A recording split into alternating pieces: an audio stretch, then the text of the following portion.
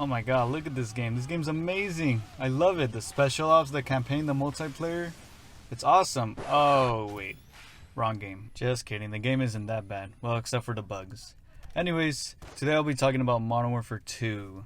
So I guess I'll split this into three things: campaign, multiplayer, and special ops. So let's start off with the campaign. The campaign was pretty cool. I had to rewatch the 2018 campaign just to get reminded what was it about and all that. And it's usually Call of Duty campaigns aren't that bad. Even though the game is bad, the campaigns are usually like pretty okay. And this campaign was pretty cool. You know, it introduced Ghost, Soap, and you get to play as obviously Price and Gas and some other characters too. I'm gonna try not to spoil so much, but there's gonna be some spoilers, so if you wanna click off now. But pretty much, I like how this game deals with the cartel most of the time. Usually the other Call of Duties, it's either the Russian army, China, the Middle East, but this time it's the cartel. So something fresh and different. They also show Shepard, and when I first saw Shepard, I'm like, you're gonna backstab me, aren't you? And he does, but he doesn't. He pretty much does this thing that like, oh, in order to do some good things, you gotta do some bad. So pretty much he's trying to justify his backstab, but this time he has his PMC, his private military company, Shadow Company, which was also introduced in the OG Modern Warfare 2 for only like one mission or two. But this time they try to go more emphasis on them. It's pretty much a private military company run by this guy named Greaves, and he's pretty much like the last bad guy you fight, I guess, or something like that. Other than Hassan, he's like the main bad guy you're chasing. The missions were really epic. There's this one mission where like you're falling off a helicopter and you're like upside down. I thought that was pretty cool. But sometimes the gimmick of the missions lasts too long. Like there's this one part where you have to keep telling Ghost where to go, and it got like super, like it's a cool part, but they like try to milk or extend that little part of the mission, like the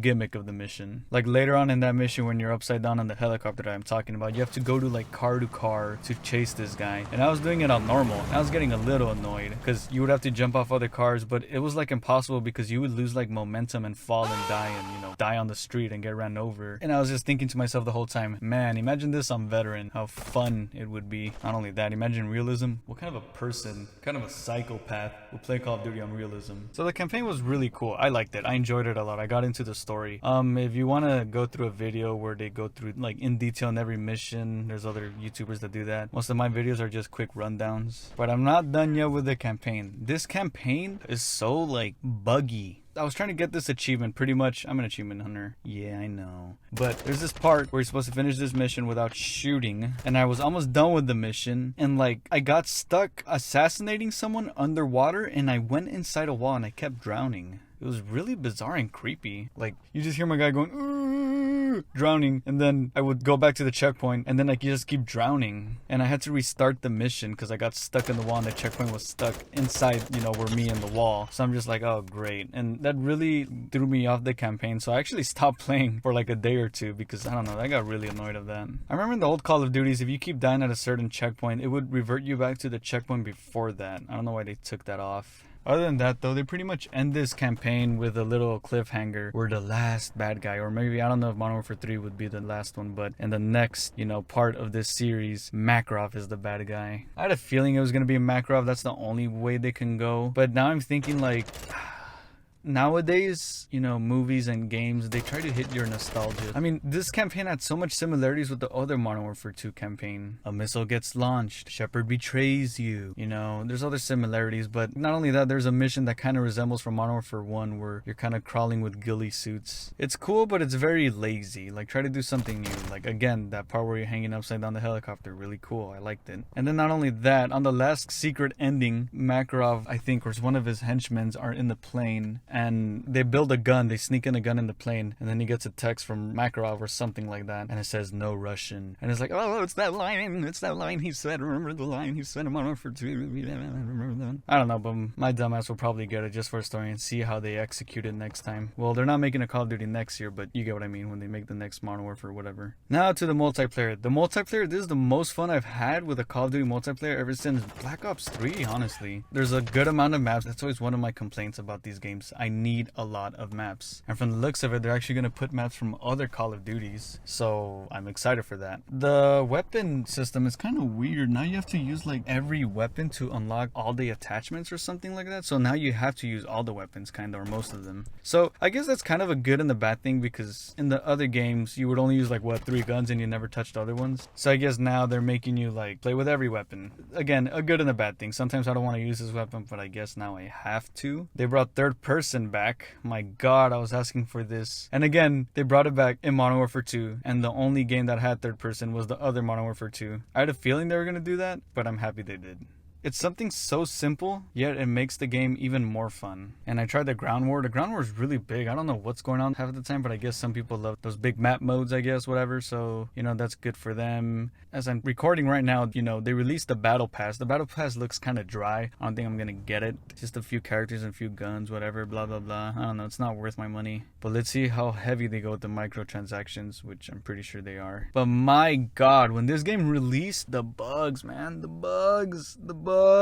They're everywhere. When this game came out, there was a glitch where you couldn't play with 4 or more people and you had to keep backing out and backing in, and you know, it's like, it's so weird. Like, why does that happen? It almost feels intentional. It's like, you want me to play with my friends, right? So the special ops, I don't know.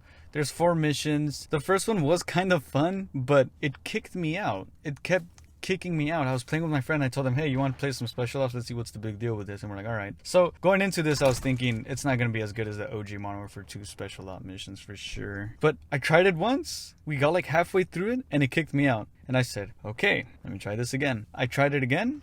It kicks me out. I'm like a record player, but I'm gonna keep saying this every time. They have to make a law that forces companies to not release games like this. When you buy a car, you don't get 3 wheels and then the 4th wheel's missing and you tell the guy like, hey, where's the 4th wheel? And he says, oh no, we'll give it to you. We're gonna give it to you. Just not now. You will get it though. You will get the 4th wheel, but not now. This is what games do nowadays. They just give you something and they say, oh, we're gonna give you the rest. You will get it for free. It's gonna be free, all right? It's free. And you're like, okay, but I want it now. The game should be released now. There shouldn't be no bugs. Obviously a game's gonna have bugs and glitches, but Jesus, man, like these are just game breaking bugs and glitches. I'm really happy that they're gonna take their time and not do a Call of Duty next year. That's because they're probably gonna make their money with Warzone, but they're not making one next year, and they're probably going to make one in 2024. So I hope they take that extra year to actually put some effort into the next Call of Duty, which I've heard it's Advanced Warfare 2 or something like that. I don't know. I heard something like that. Advanced Warfare 1 was cool, I guess. So a second one would be awesome. But I want them to take their time and actually make a good Call of Duty that works when it releases. No game-breaking bugs, no glitches. It's like these companies don't even play test their game after they're done. They're like, no, it's good. It's good. The glitches and bugs like take you out of the fun of the game. It ruins it. It ruins the momentum of the fun